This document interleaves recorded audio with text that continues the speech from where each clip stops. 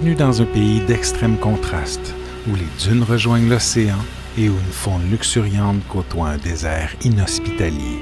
Nous vous présentons la Namibie, safari, désert et chute Victoria.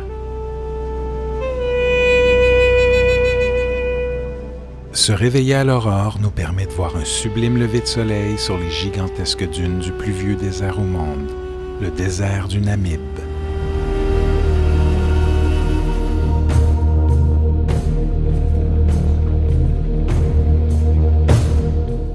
À quelques pas de là, nous arrivons à Dead Flé. La zone s'est formée quand des inondations ont détourné une rivière sur l'endroit, créant un marais permettant à des acacias du désert d'y pousser. Plus tard, quand les dunes ont entouré la zone et bloqué l'arrivée d'eau, les arbres sont morts. Les troncs, qui sont estimés à environ 900 ans, sont désormais de couleur noire du fait que le soleil intense les martèle quotidiennement, empêchant ainsi leur décomposition.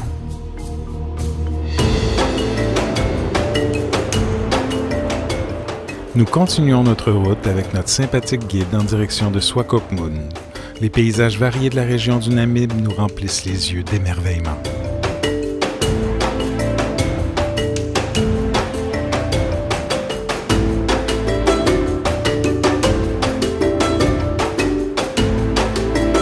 Sur la route, nous passons par le tropique du Capricorne avant de nous arrêter à un site que l'on surnomme Moon Landscape. Nous voici sur la Lune, en Afrique.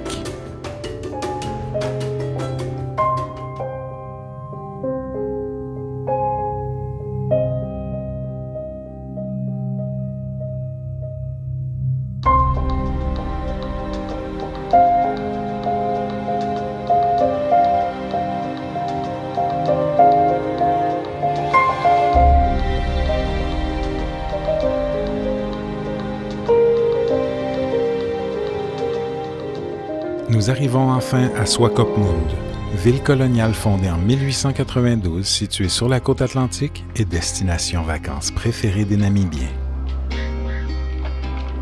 Et pour bien terminer la journée, un bon repas en bonne compagnie.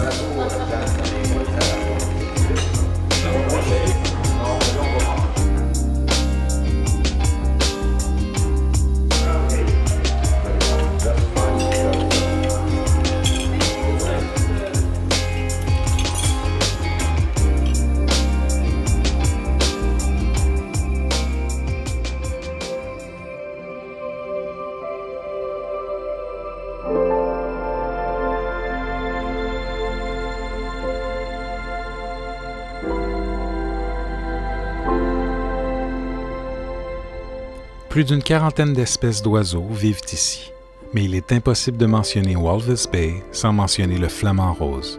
C'est le plancton amené du sud au nord par le courant Benguela qui lui donne sa couleur si vive. Et avec un peu de chance, vous le verrez peut-être faire son yoga matinal.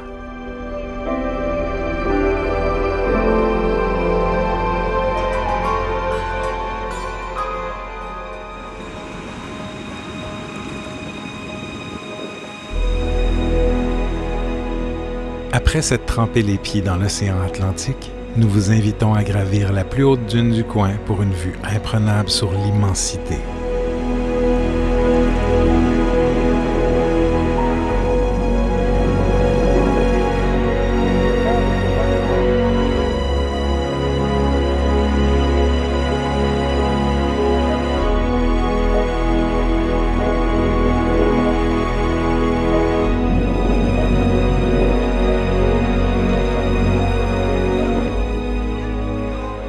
Nos efforts sont ensuite récompensés avec un repas avant de reprendre la route à travers les dunes.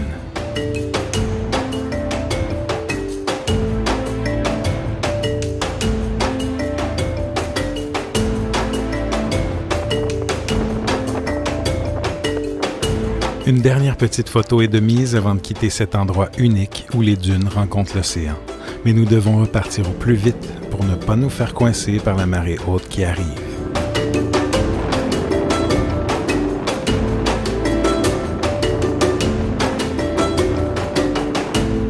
En longeant la côte que l'on nomme Skeleton Coast, où il y fait brouillard plus de 200 jours par année, il n'est pas rare de voir encore aujourd'hui des épaves occuper les lieux.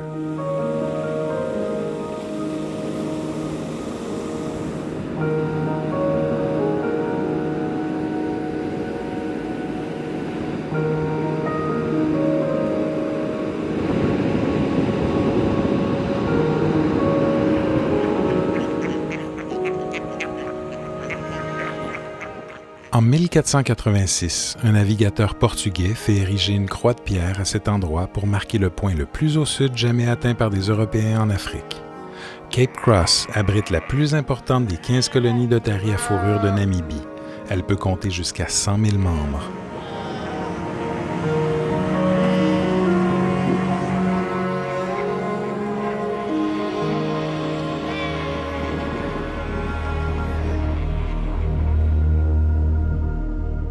Le site est habité depuis 6000 ans, d'abord par des chasseurs-cueilleurs et plus tard par des éleveurs, les Sans.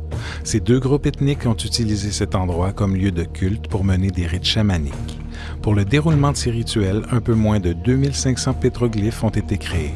C'est une des plus grandes concentrations d'art rupestre d'Afrique. L'UNESCO a admis Tweefontein comme premier site de l'héritage mondial de Namibie.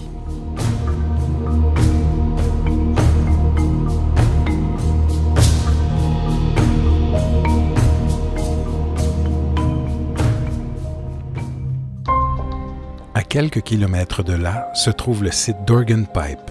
Ces orgues basaltiques sont une formation géologique résultant de la solidification et de la contraction thermique d'une coulée de basalte peu de temps après son émission. Une curiosité de la nature qu'il faut absolument voir.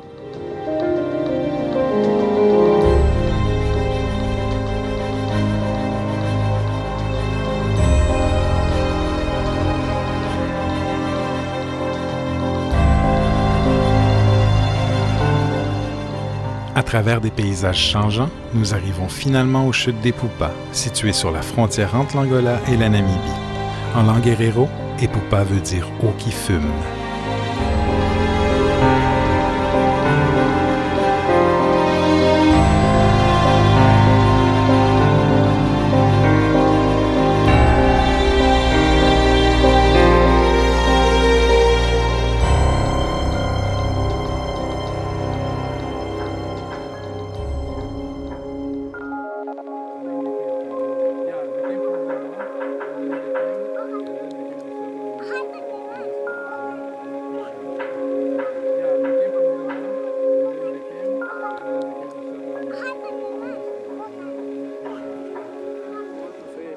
Les Imba seraient actuellement entre 10 et 15 000 en Namibie.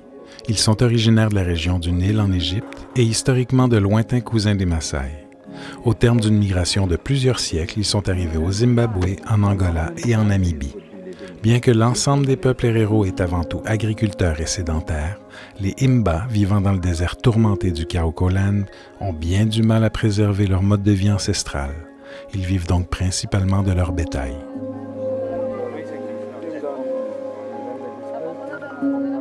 Traditionnellement, les femmes Imba se teignent la peau avec une pommade faite à base de graisse de vache et d'ocre rouge. Cet onguent, qui fait partie des critères de beauté féminins, leur permet également de se protéger de l'ardeur du soleil, de la sécheresse de l'air et des insectes.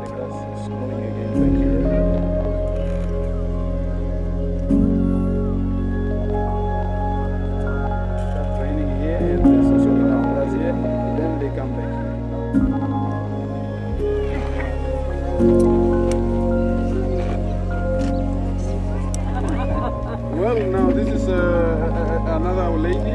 She's having a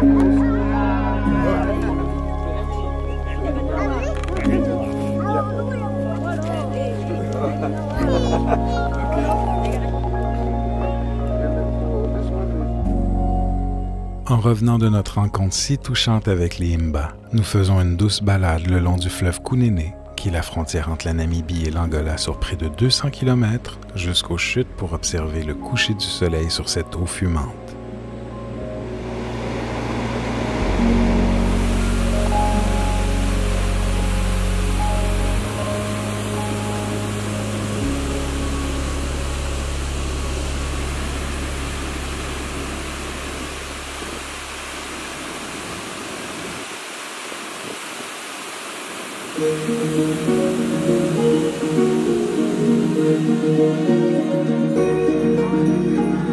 Après le désert du Namib, des paysages si magnifiquement diversifiés et des rencontres émouvantes avec les peuples du Nord, c'est ici que les safaris commencent.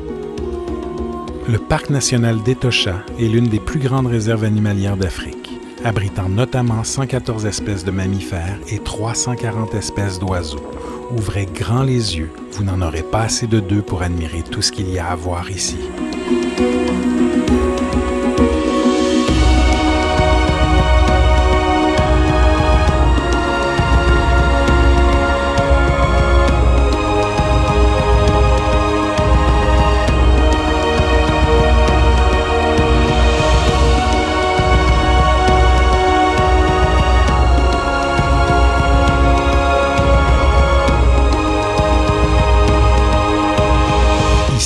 Ce ne sont pas les chevreuils qui traversent sur la route.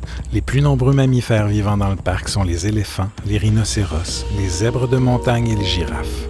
Mais on y trouve également un nombre significatif de lions, léopards, guépards et de hyènes tachetées.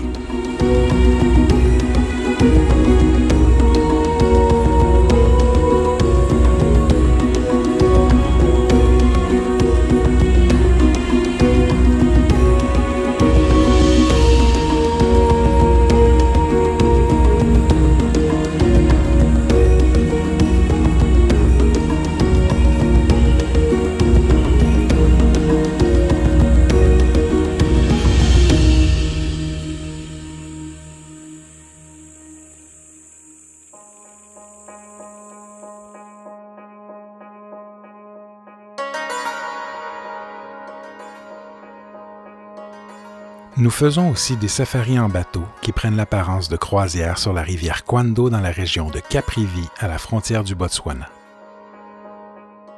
Au menu, des hippopotames, des crocodiles et des buffles, sans compter les dizaines d'oiseaux aquatiques nous donnant un spectacle des plus impressionnants.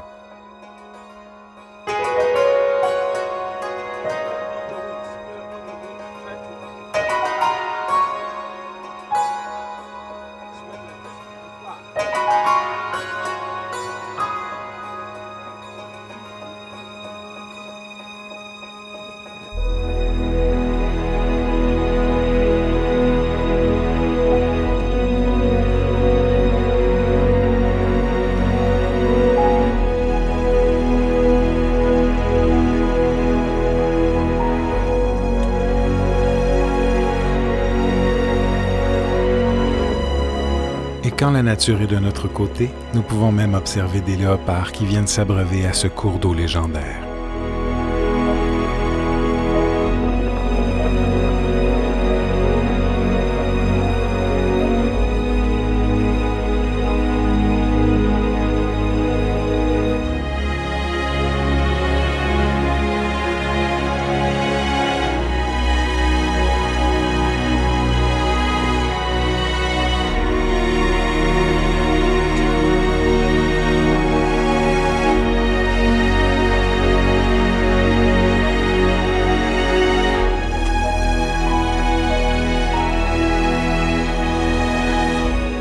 Nous terminons ce circuit aux chutes Victoria, qui sont l'une des plus spectaculaires chutes d'eau du monde. Elles sont situées sur le fleuve Zambèze, qui constitue à cet endroit la frontière entre la Zambie et le Zimbabwe. Le fleuve se jette dans le cataracte sur environ 1700 mètres de largeur et une hauteur qui peut atteindre un maximum de 108 mètres. Elles donnent un spectacle remarquable, encore plus époustouflant, vu du ciel.